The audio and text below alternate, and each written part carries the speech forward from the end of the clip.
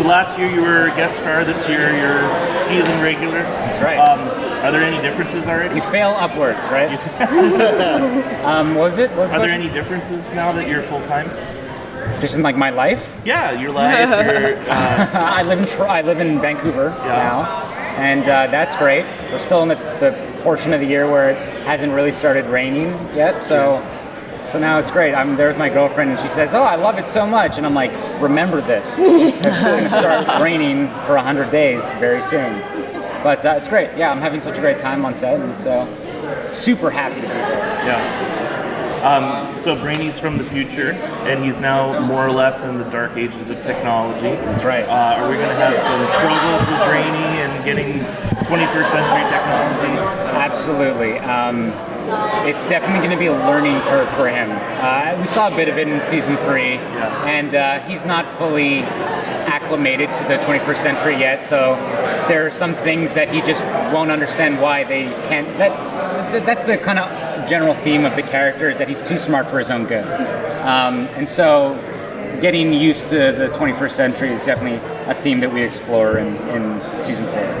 So one of my biggest ships in comics is Supergirl and Brainiac-5. It's been one of my biggest ships for decades. Yeah.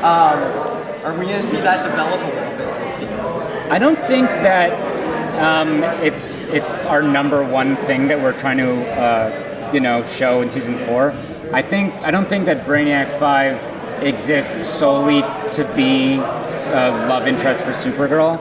I don't think that he exists solely to replace Mon-El or solely to replace Winn. I think Brainiac-5 is just his own man in and of itself. But who knows what would happen. I don't think that Supergirl really is in a place right now where she's like looking for a new love interest, and I don't think that's something that we're pushing, at least not anytime soon. So what's it like trying to bring emotion, kind of piggybacking a little bit, emotional depth to a character that's not an organic life form? Like, how do you kind of mix those two together? I take offense to that. I have feelings. I didn't say you didn't. I said you weren't an organic life form. That's true. But my body is organic. Life formist. It's just an artificial intelligence. He may not be so adept in accessing and using all his emotions to the way they're supposed to be used, but he definitely experiences feelings. And but they're feelings that are based off logic. It's logical for me to be scared in this moment, so I'm going to be scared. It's logical for me to be angry, so I'm going to be angry. And that's kind of how he explores his emotions. What do you draw on to kind of bring those feelings out in a way that's real for Brainiac? Well, I have to say that like we saw at the end of season 3 with what was going on in the future, he was scared. Brainiac-5 was scared about the fate of his future, and anytime you're messing with the time stream and timelines, like the repercussions of that are heavy. And so I think he was very stressed about what was happening, and it was a big source of stress for him. And so I think now that he almost had to take himself out of the picture because he can't help in the future right now because of the fact that AI it's not a safe place for them. He's kind of let his friends kind of go and take care of the future, and he's kind of in a safe place in the past right now. What he thinks is a safe time that he could hide in, but what he'll come to learn is that it's maybe not as safe as he thought. What can you tell us about this? We know that a second Melissa.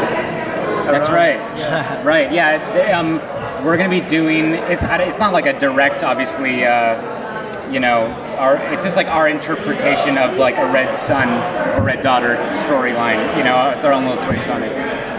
That's. All I really know about the other Melissa floating around there. It's confusing because they're both on set at the same time. I never know who's who, which one do I shoot.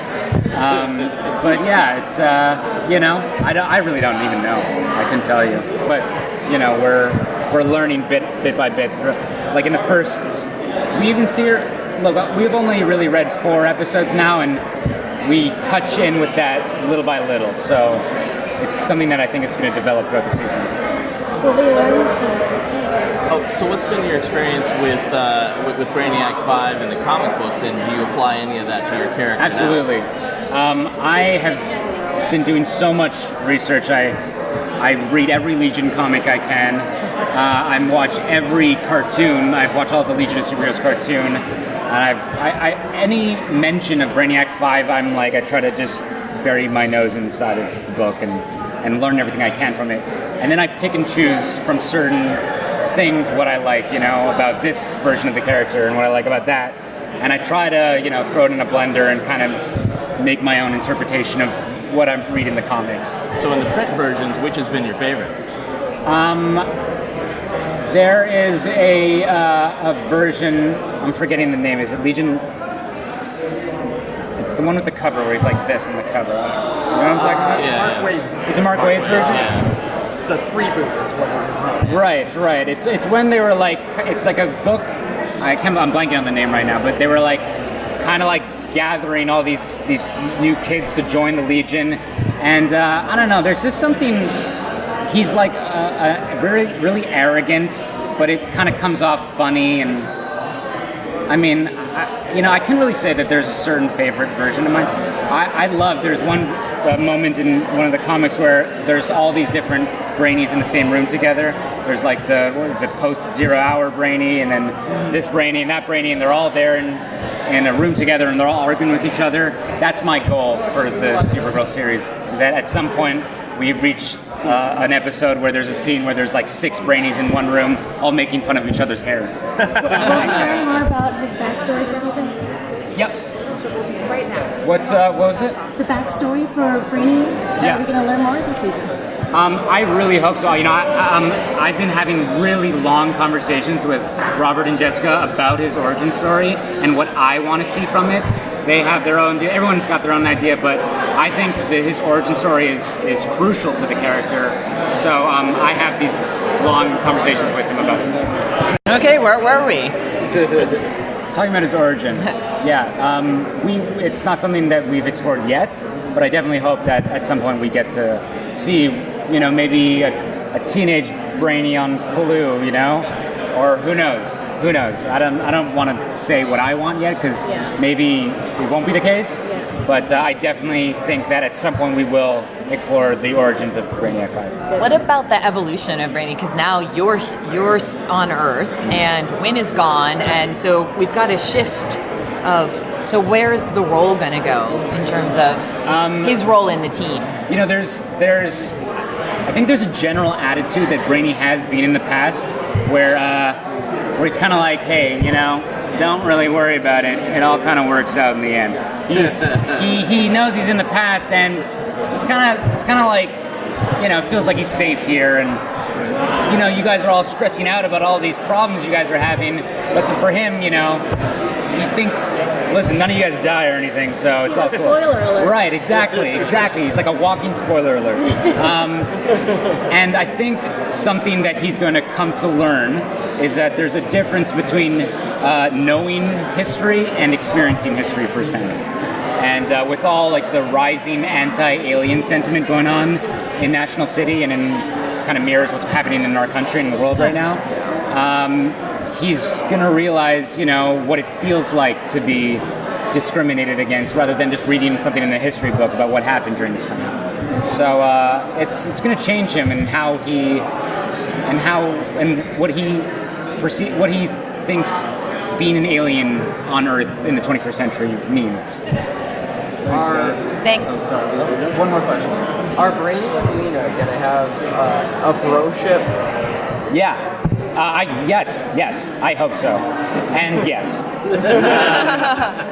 Yeah, definitely. I think Brainiac definitely respects Lena's intelligence. He's a little surprised at first, and now in these coming episodes, he starts to really realize that there's something about this Lena. She knows what she's talking about, and so they kind of go off with each other and start, figuring some scientific stuff out. Thanks.